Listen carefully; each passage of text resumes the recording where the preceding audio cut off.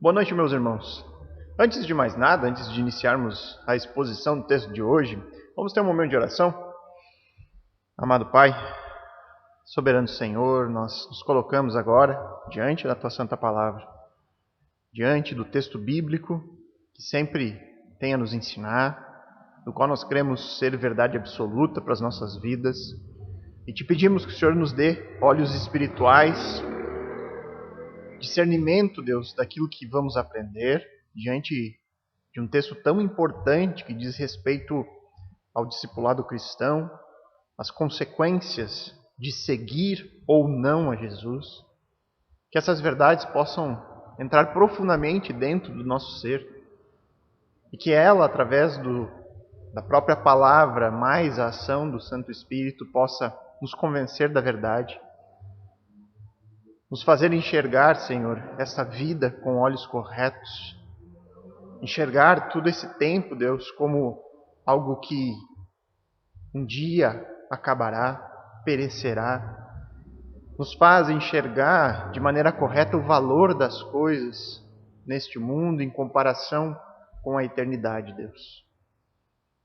Que o Senhor possa nos ajudar, Senhor, a sermos verdadeiros discípulos.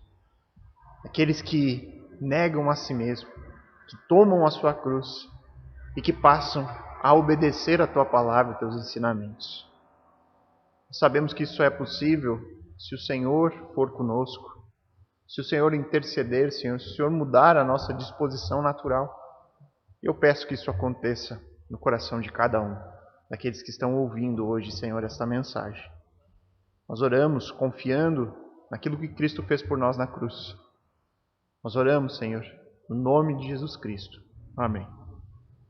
Se você já percebeu a arte aí da pregação de hoje, né, onde aparece o texto e o título, você verá ali que está escrito que louco é quem recusa seu chamado.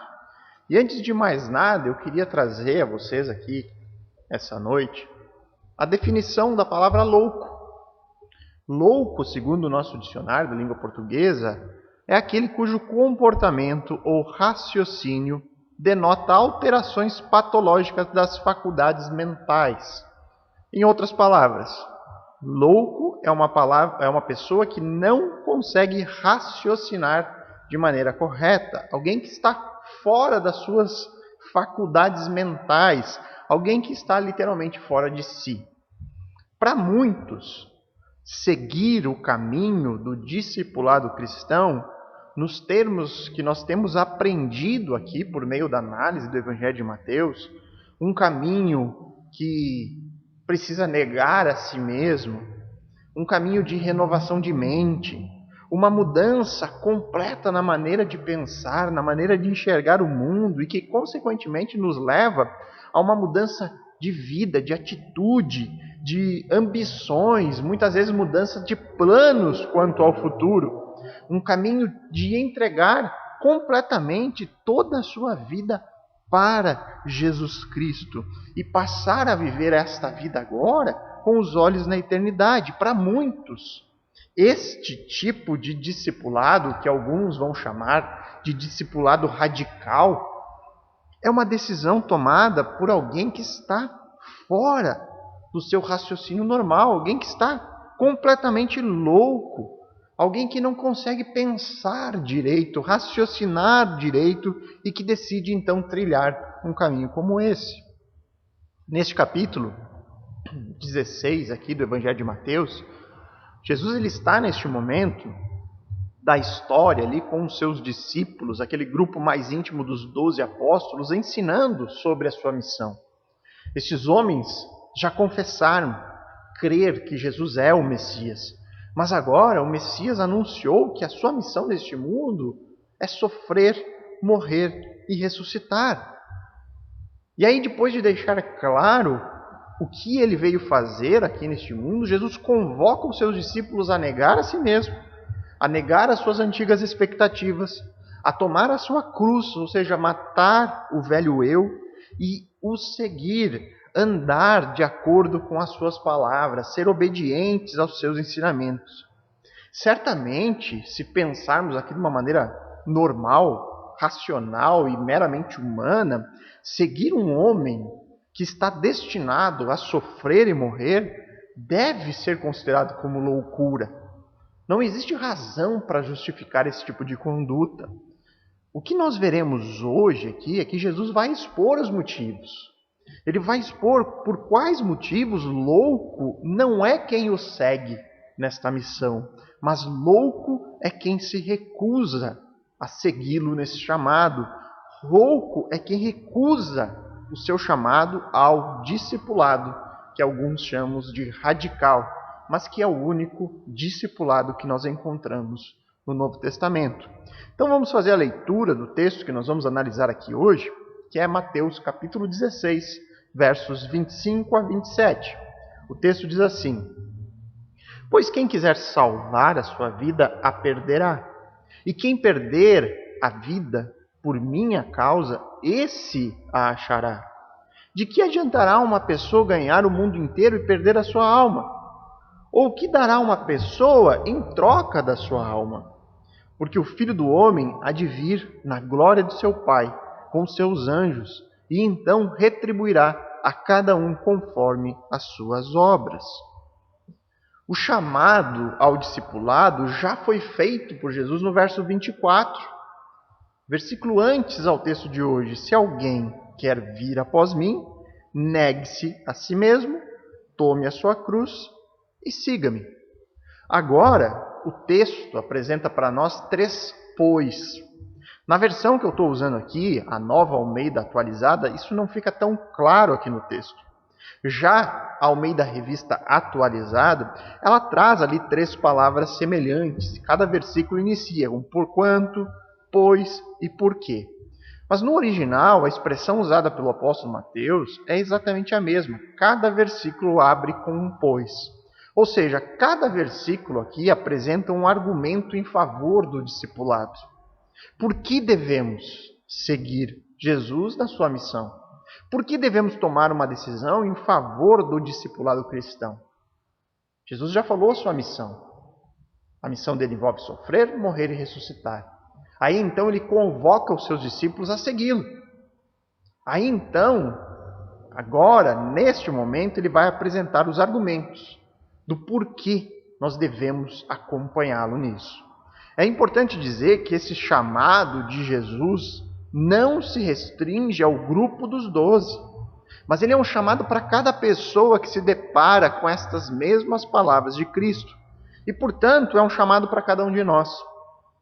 Todos os que se deparam com Cristo, o Cristo da Palavra de Deus, o Cristo das Escrituras, da Bíblia e com os seus ensinamentos, ele precisará tomar uma decisão sobre confiar nele ou rejeitá-lo, aceitar as suas palavras ou recusá-las, segui-las ou desprezá-las. Jesus ele está argumentando aqui sobre os motivos pelo qual nós devemos sim seguir. E nós vamos ver aqui cada um destes argumentos, começando pelo primeiro argumento a favor do discipulado. Jesus diz que louco é quem recusa o seu chamado porque é preciso perder para ganhar. Verso 25 diz: Pois quem quiser salvar a sua vida, a perderá. E quem perder a vida por minha causa, esse a achará. Um bom mestre, um bom professor, quando ele precisa ensinar algo que é realmente importante aos seus alunos, ele busca sempre repetir aquele mesmo ensino várias vezes, para que aquilo fique gravado na mente dos seus alunos. Essa é muitas vezes a tarefa do pregador.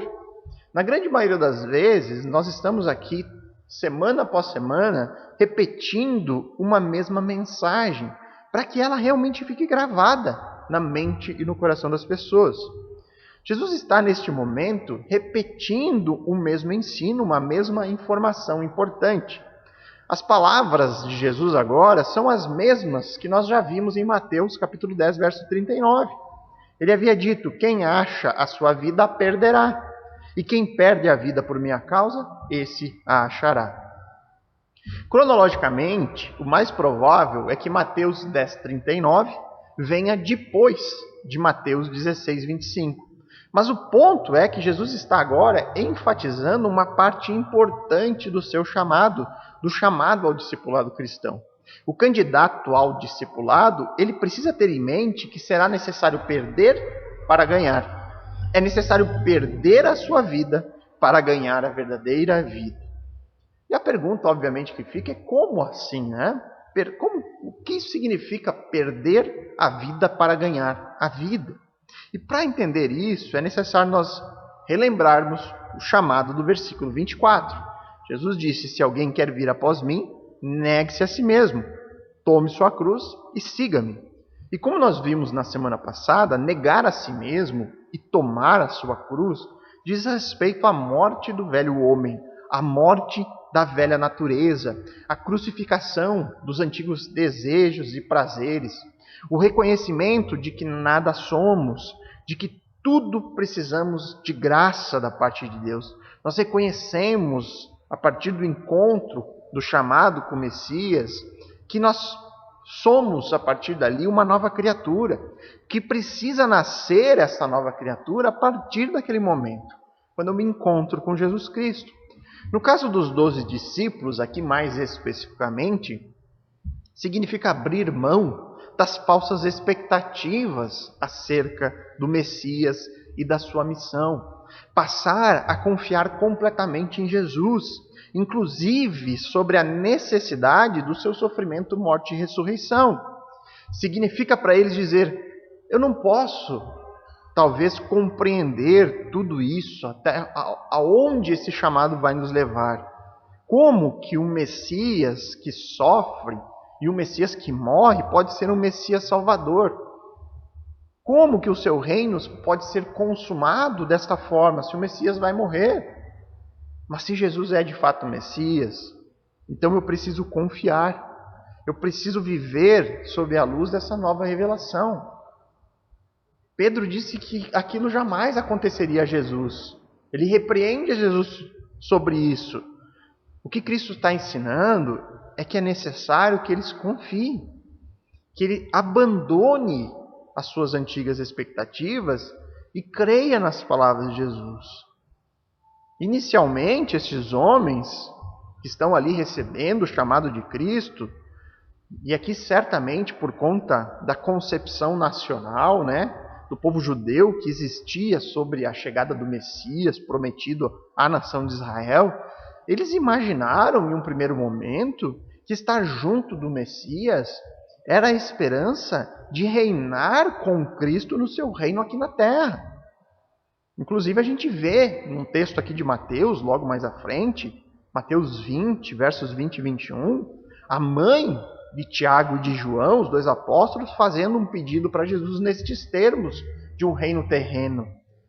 O texto diz que se aproximou de Jesus a mulher de Zebedeu com seus filhos e, adorando, pediu-lhe um favor. Jesus respondeu: o que você quer? E ela diz: mande que no seu reino esses meus 2 filhos se assentem, um à sua direita e o outro à sua esquerda.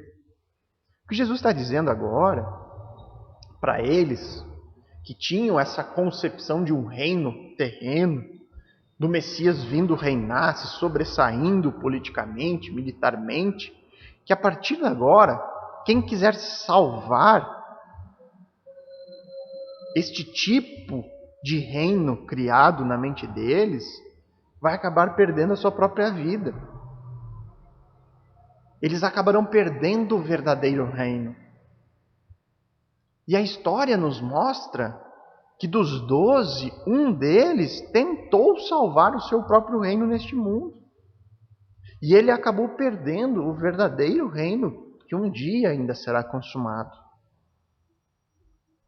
O chamado ao discipulado, no verso 24, ele continua vivo para nós hoje. Assim como a própria orientação aqui do versículo 25.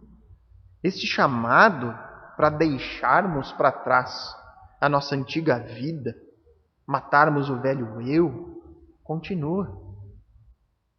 E talvez em nossa geração, neste tempo da história, de acordo com a nossa realidade atual, seja um dos tempos mais difíceis para lidarmos com esse tipo de exigência que Jesus faz aqui. E por que talvez a nossa geração seja mais difícil? Porque se nós pensarmos francamente, a nossa vida neste mundo é muito confortável.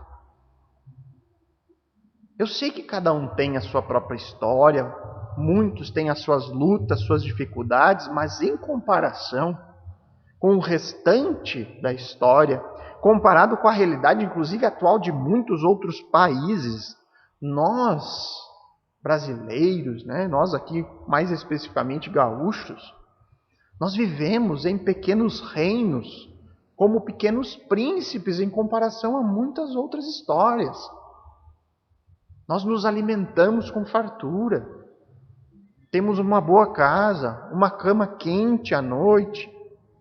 Nós desfrutamos de alegria e felicidade vinda de entretenimento, esporte, lazer.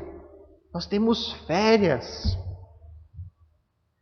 Desfrutamos de meios de transporte, meios de comunicação rápidos como nunca.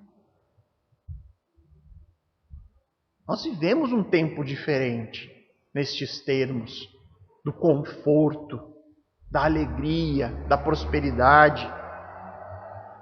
E a verdade é que quando um pregador bíblico anuncia este tipo de mensagem, o chamado ao discipulado, o abandonar a velha vida, perder para ganhar, ele normalmente fala para pessoas que amam a própria vida neste mundo, que não desejam que esta vida acabe, porque tudo é muito bom, muito agradável e na maior parte do tempo muito feliz.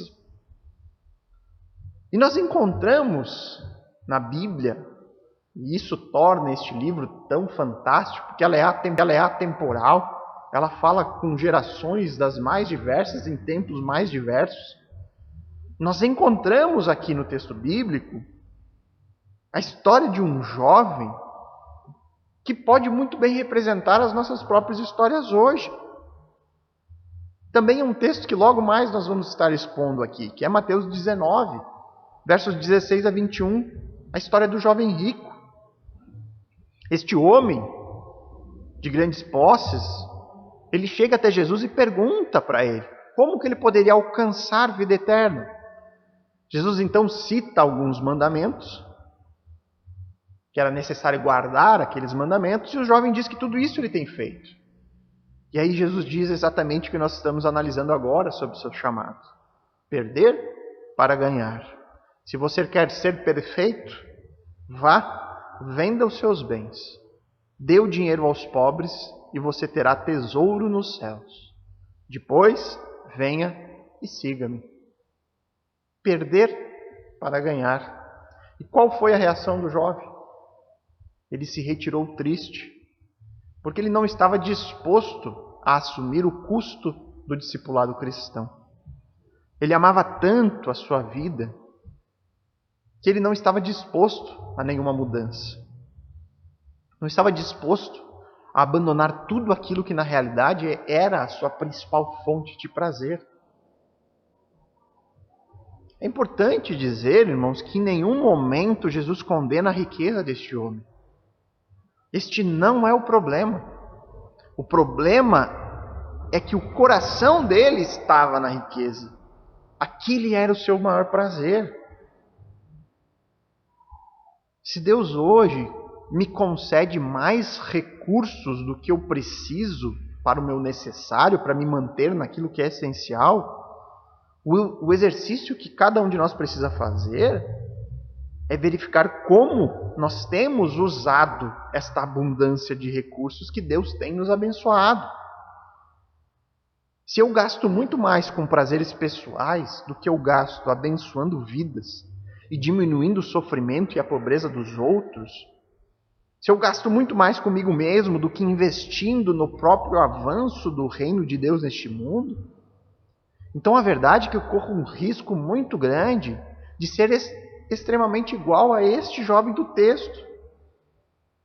Não estou disposto a perder esta vida que eu enxergo com estes meus olhos terrenos em troca de uma outra que Jesus diz é muito maior, mas que eu ainda não consigo visualizar com meus olhos.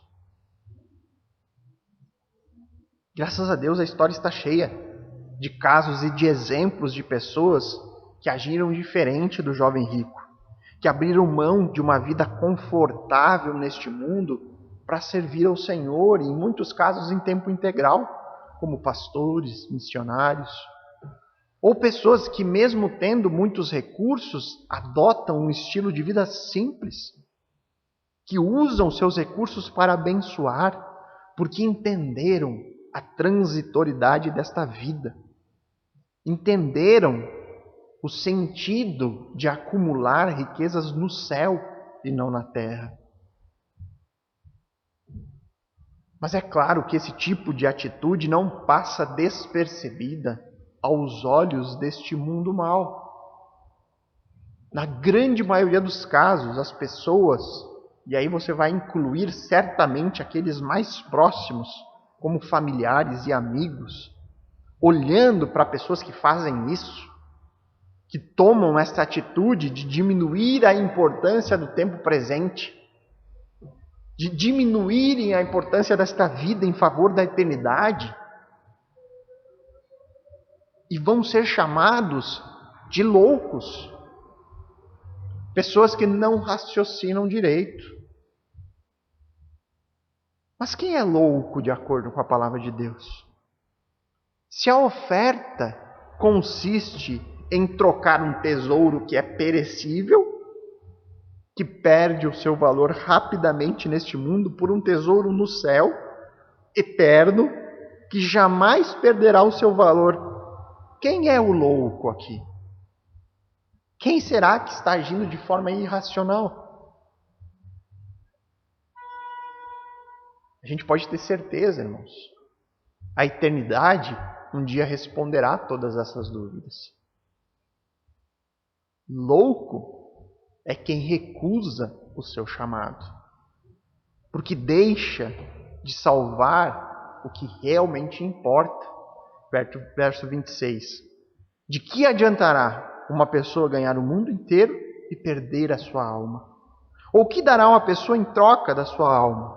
Aqui o argumento de Jesus, no versículo 26, reforça o sentido de perder para ganhar, mostrando aos discípulos o contraste de valores que existe entre o tempo presente, esta vida, este momento histórico, com o valor das promessas acerca do reino do Messias, que são eternas.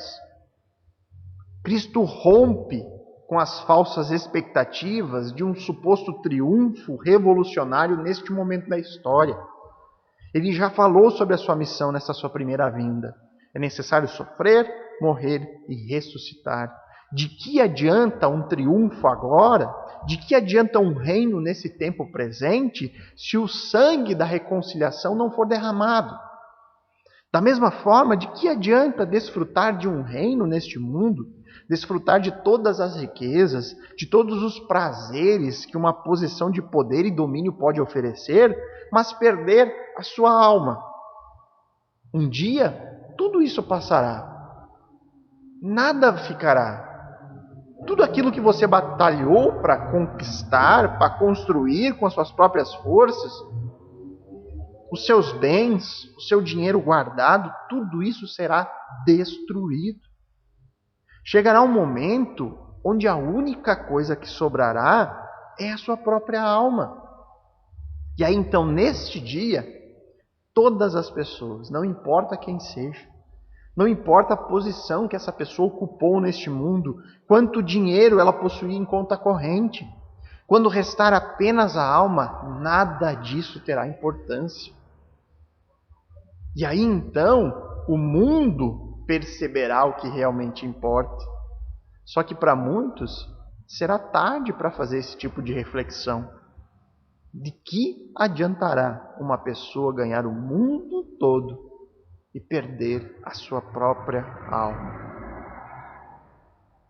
Os discípulos de Jesus, eles estão neste momento diante de uma decisão que precisa ser tomada.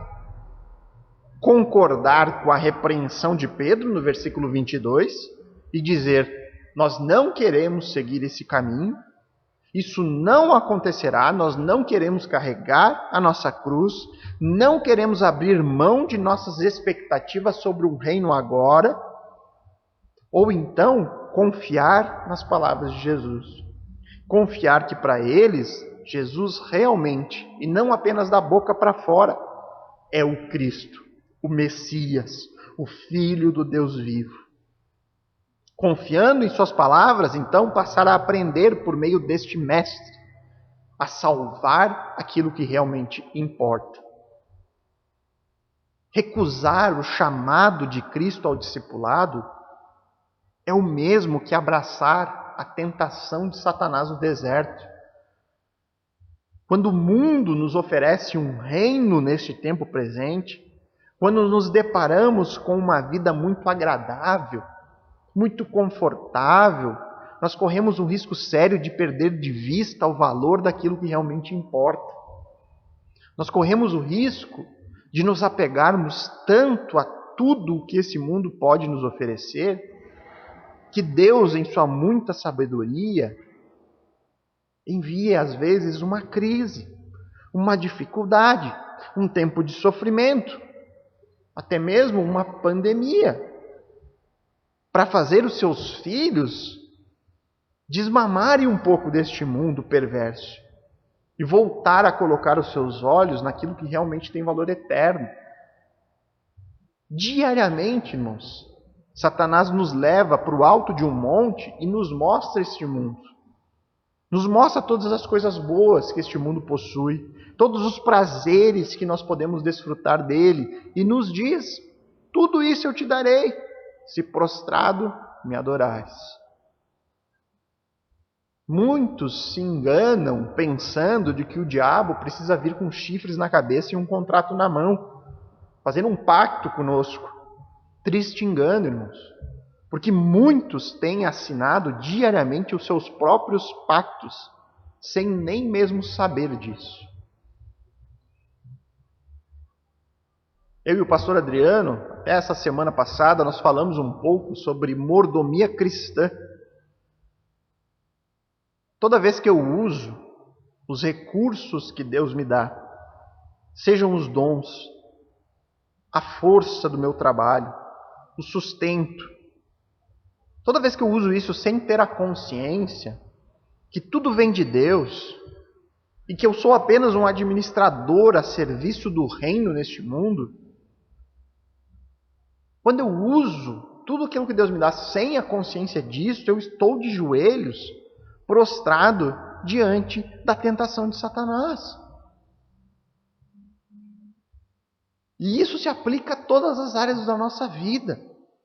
Um pai de família que não se dedica primordialmente a levar a esposa e filhos até Cristo, liderando, ensinando, orando por eles, ele está de joelhos diante de Satanás, prostrado, valorizando muito mais o trabalho do que a alma da sua família.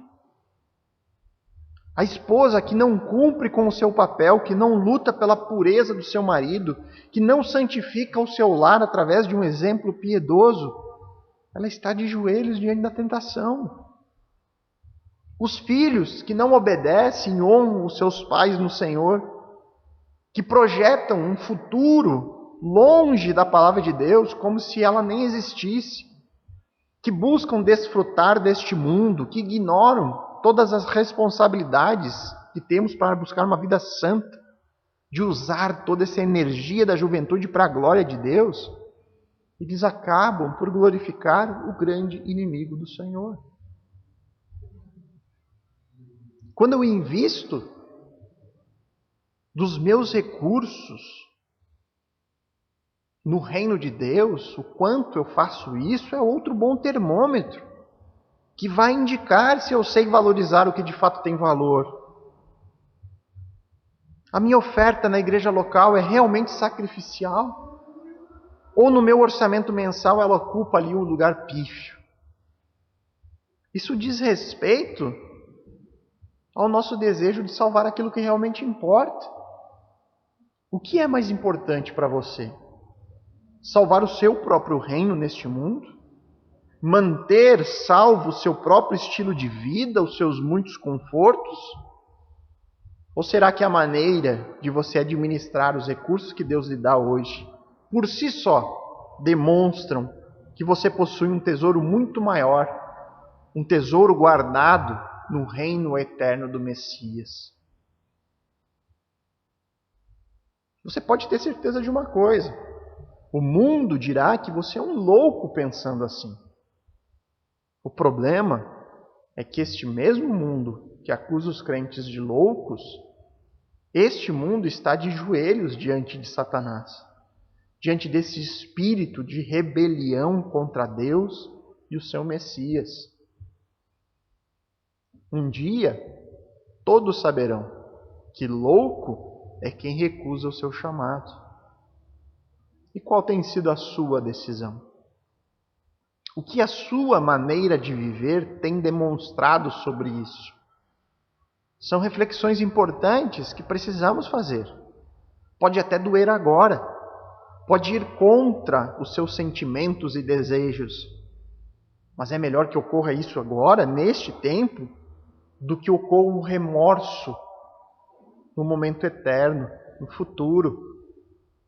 E aí lá, quando não tiver mais formas de consertar a situação, você ficar pensando: por que eu não dei ouvidos à palavra de Deus? Por que eu recusei esse chamado de Cristo? Também é importante fazer mais uma ressalva aqui, de que isso, irmãos, não é um chamado à pobreza.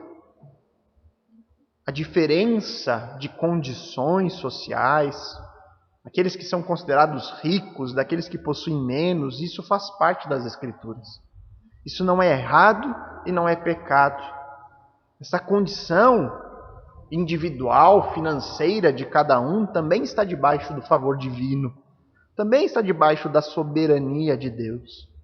A única diferença que existe é que aquele que tem mais, ele possui condições de abençoar mais. Ele pode usar dos recursos que Deus lhe deu para auxiliar outras pessoas, para gerar empregos, gerar riqueza ao seu redor. O problema, ele sempre está aqui dentro, no coração, na avareza. Existe sim sempre um risco maior nos muitos recursos do que na escassez deles. Nós precisamos estar atentos a isso. E um último breve parêntese, antes de nós passarmos ao último ponto aqui da pregação. Nós, calvinistas, quando nos deparamos com algum momento no texto de escolha pessoal, muitas vezes a gente acaba ficando tenso em relação a isso. É importante sabermos, a salvação, ela vem unicamente do Senhor. Mas sempre nós devemos lembrar que Deus é soberano sobre os fins, sobre quem serão salvos, mas também soberano sobre os meios de como essa salvação é aplicada. E os meios que a salvação é aplicada envolvem uma escolha pessoal ao discipulado. Você, biblicamente, é completamente responsável por seguir ou por recusar o chamado do Messias. Por fim, então, o último argumento que demonstra que louco é quem recusa o chamado ao discipulado cristão, pois haverá uma consequência eterna desta escolha. Verso 27. Porque o Filho do Homem há de vir na glória de seu Pai, com seus anjos, e então retribuirá cada um conforme as suas obras. O último argumento de Jesus que mostra que a rejeição ao chamado ao discipulado é uma completa loucura, está alicerçado sobre o conceito da retribuição eterna. Nós temos aqui um versículo escatológico. Cristo aponta para o tempo da consumação final. Ele fala sobre o Filho do Homem, ou seja, um título messiânico. E aí, se você perdeu a pregação que explica detalhadamente o significado desse título, eu recomendo que você assista à exposição de Mateus 8:20. Mateus capítulo 8, versículo 20. O que Jesus está falando aqui é do Messias vindo na glória do seu Pai.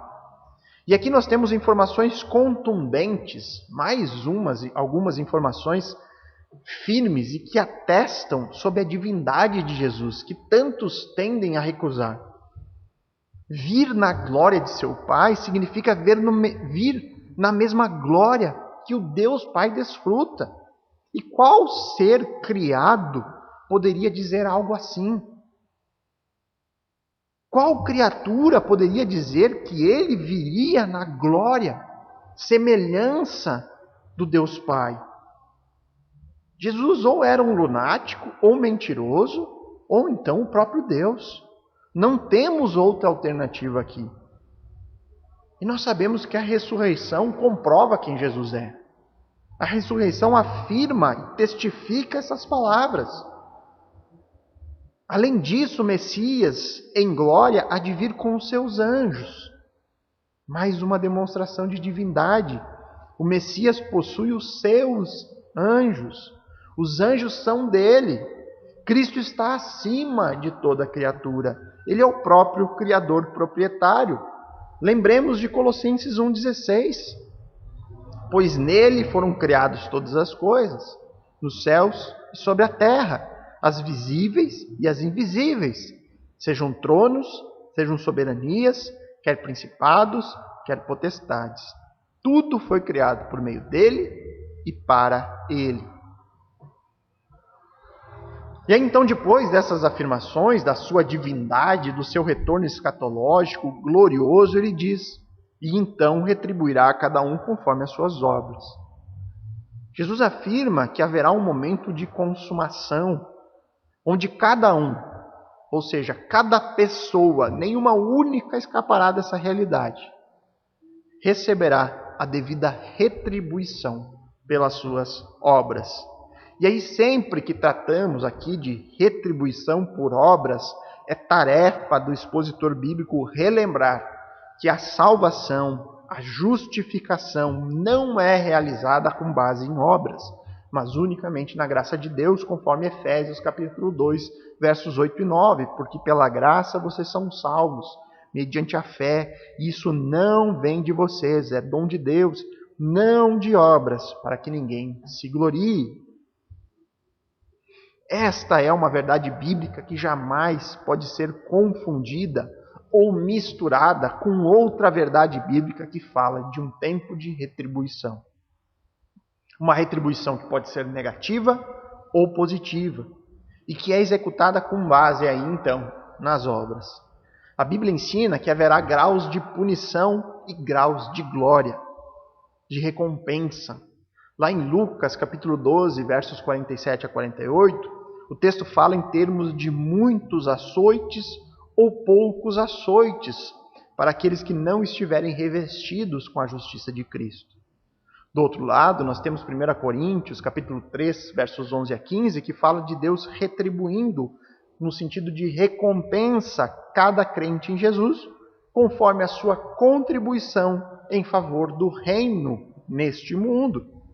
A retribuição por nossas obras, ela é uma verdade bíblica tanto quanto a salvação pela fé somente. Mas será que aqui neste versículo de Mateus 16, 27, a intenção de Jesus é falar de uma recompensa no sentido amplo de todas as obras que uma pessoa faz nesse tempo presente? Ou será que Jesus possui algo mais específico aqui em mente? E aí a análise gramatical, juntamente com o contexto presente, nos fornece a resposta adequada. Quando nós vamos para o texto original, a palavra grega praxis, que foi aqui traduzida por obras, ela possui um sentido de conduta. O Messias virá em glória e retribuirá cada um conforme a sua conduta. Lembra da pregação da semana passada? As 3 atitudes do verdadeiro discípulo: negar a si mesmo, tomar a sua cruz e seguir a Cristo. O seguir a Cristo fala em termos de atitude, de andar de acordo, de uma conduta condizente com os ensinos do Messias. Portanto, essa retribuição por obras, neste versículo especificamente, está tratando da decisão pessoal quanto ao discipulado. O Messias retribuirá cada um conforme o seu ato, a sua conduta de atender ou não o seu chamado. Haverá uma retribuição compatível para os que seguiram ao chamado do discipulado e para os que se recusaram ao seu chamado. No sentido mais amplo, são as obras de cada um que evidenciam, que revelam aos olhos se uma pessoa é ou não é um discípulo genuíno de Cristo. Mas no sentido mais específico, é apenas a decisão única ao discipulado que determina o tipo da retribuição que será aguardada no futuro, se ela será positiva ou negativa. Vamos sintetizar tudo isso aqui para que a gente possa entender o dilema que nós nos encontramos. Nós temos diante de nós o relato testemunhal de Mateus, um homem que trabalhava como coletor de impostos, que abriu mão de tudo para seguir a outro homem chamado Jesus Cristo de Nazaré. Este homem ensinou que ele é o Messias enviado por Deus ao mundo para salvar o seu povo dos seus pecados. O Messias anunciou sobre o seu reino eterno, sobre a necessidade de arrependimento e de discipulado. Existem dois caminhos neste mundo. Existem dois reinos que podem ser seguidos. Existem duas portas que nós podemos entrar. Mas uma única escolha deve ser feita. Ou seguimos esse homem divino, ou o rejeitamos. A rejeição significa viver em oposição a ele. Viver em oposição a todos os seus ensinos. Jesus faz, nesses versículos 25 a 27, um apelo. Ele demonstra, por meio do que vimos até aqui, que louco é quem recusa o seu chamado. E o argumento mais contundente é exatamente esse que nós acabamos de analisar no verso 27. Haverá para todas as pessoas, quer você creia, quer não, um momento escatológico de retribuição eterna. No Evangelho de Lucas, capítulo 13, versos 23 a 28, nós temos ali um texto que fala bem sobre esse tempo futuro. Eu gostaria que você tentasse imaginar isso. O texto diz que alguém perguntou a Jesus: Senhor, são poucos os que são salvos? E Jesus respondeu: esforcem-se por entrar pela porta estreita. É um chamado ao discipulado. Tomem essa decisão, se esforcem por isso. Pois eu afirmo a vocês que muitos procurarão entrar, mas não conseguirão. Quando o dono da casa estiver levantando e fechado a porta, e vocês do lado de fora começarem a bater dizendo: Senhor, abra a porta para nós, ele responderá: não sei de onde vocês são. Então vocês dirão: comíamos e bebíamos com o Senhor. Além disso, o Senhor ensinava em nossas ruas. Mas ele dirá a vocês: não sei de onde vocês são. Afastem-se de mim, vocês todos que praticam o mal. Ali haverá choro e ranger de dentes. Irmãos, nós não podemos viver uma vida dupla. Imaginar que você pode ser um discípulo de Cristo vivendo como você vivia anteriormente. É necessário pegar a sua cruz, matar o velho homem, viver em uma novidade de vida, renovar a sua mente constantemente por meio da palavra e do ensino de Cristo. Este é o caminho do discipulado. E este é o único caminho de herdarmos o reino. Do contrário, chegará o dia onde as portas serão fechadas. E ali, então, haverá choro e ranger de dente. Mais especificamente para aqueles que ouviram o chamado e recusaram seguir Jesus nos seus termos. Qual será a sua decisão? Louco é quem recusa o seu chamado. Pois quem perde neste mundo ganha um tesouro no céu. Louco é quem recusa esse chamado, pois deixa de salvar o que realmente importa, que é a sua própria alma. Louco é quem recusa o seu chamado, pois haverá uma consequência eterna dessa escolha. Para concluir, irmãos, acho que tem um bom exemplo aqui, prático, histórico, sobre seguir a Cristo e recusar o seu chamado. Teve um homem da antiguidade chamado Policarpo. Segundo a tradição, ele foi discípulo do apóstolo João, pastor na cidade de Esmirna, no 2º século, por volta do ano 156, foi preso por ser cristão e um pregador do Evangelho. Ele foi enviado ao martírio quando completara 86 anos de idade. Este homem, na sua velhice, ele foi levado para uma arena onde a sua morte serviria como espetáculo para uma multidão pagã que se divertia com a violência de pessoas sendo assassinadas. Chegando lá, o governador da província tentou convencer aquele velhote frágil a negar a sua fé e escapar daquela morte terrível.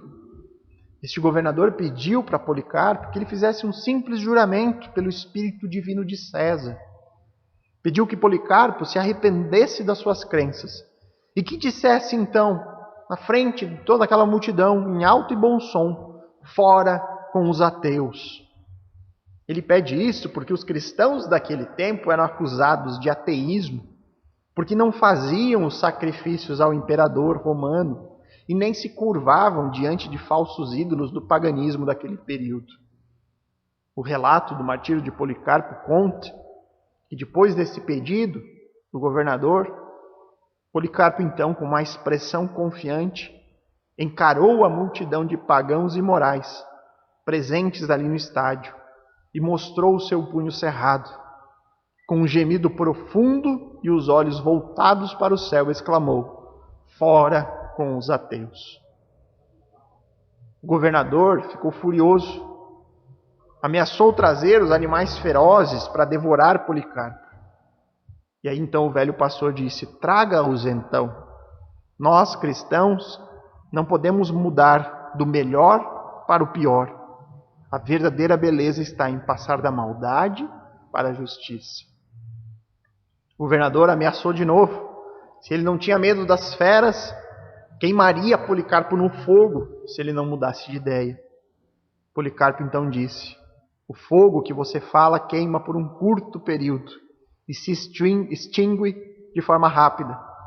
Está claro que você não tem consciência do fogo do juízo iminente e do castigo eterno que aguarda os ímpios. Policarpo foi então colocado em uma fogueira, foi queimado e morto com um golpe de um punhal, enquanto terminava a sua oração ao Senhor, ao qual ele dedicou a sua vida inteira. O mundo hoje pode olhar para os cristãos e dizer que eles são loucos, que eles estão abrindo mão de prazeres neste mundo, que fazer parte de uma igreja é coisa de gente iludida, sem cultura, que estão sendo enganados, que estão sofrendo lavagem cerebral. O mundo pede para que a gente renuncie à nossa fé e diga: fora com esses malucos evangélicos. Porém, nós devemos, na semelhança de Policarpo, olhar para o mundo que jaz em trevas e dizer para ele: fora com os malucos. A certeza de que não há como, estando na justiça, retornar para a maldade. Não há como, estando na luz, querer voltar para as trevas. Que Deus abra os olhos dessas pessoas que estão caminhando a passos largos para um dia de retribuição, separados de Cristo, que é a única garantia que nós temos de herdarmos o reino dos céus. Qual será a sua resposta ao chamado do Messias? Qual será a sua resposta ao chamado para o discipulado cristão? Segundo este livro, segundo as Escrituras, segundo a Bíblia, louco é aquele que recusa este chamado. Vamos orar. Amado Pai, bondoso Deus, nós agradecemos pela revelação que temos diante de nós, pelas palavras de Cristo, pelo ensinamento que nós temos, que foram registrados pelos apóstolos, aqueles homens que andaram pessoalmente com Jesus. E hoje nós podemos ouvir o chamado de Cristo como se nós estivéssemos diante dele. Ouvir o mesmo chamado, o convite ao discipulado cristão, a seguir a Jesus nesta missão. Nos ajuda, Deus, a não sermos loucos, a não ficarmos agarrados a esta vida passageira, essa vida que é perecível, que não possui valor eterno. Que a gente venha de fato a salvar aquilo que realmente importa, a nossa alma. E aí então buscar com todas as forças ser instrumentos de Cristo neste mundo para salvar a alma dos nossos familiares e amigos. Obrigado, Pai, porque se hoje nós não estamos no grupo que se opõe ao Messias, mas se hoje nós estamos unidos a Ele, no seu sofrimento, morte e ressurreição, sabemos que isso é graça. Apenas graça em nossa vida. E o meu pedido é que o Senhor nos guarde nesse caminho até o fim. Que a perseverança demonstrará se somos de fato verdadeiros discípulos. Nos ajuda a vencer as muitas e muitas batalhas pessoais que cada um de nós temos. E que a gente possa perseguir uma vida santa neste mundo. Nos guarda, Senhor, em segurança. Guarda a nossa saúde, Senhor. Que possamos, Deus, demonstrar com nossas obras que somos de fato verdadeiros discípulos. Esse é o nosso desejo, a nossa oração, em nome de Jesus. Amém. Bem, irmãos, uma ótima semana a todos. Deus os guarde e os abençoe em nome de Jesus. Até o próximo domingo.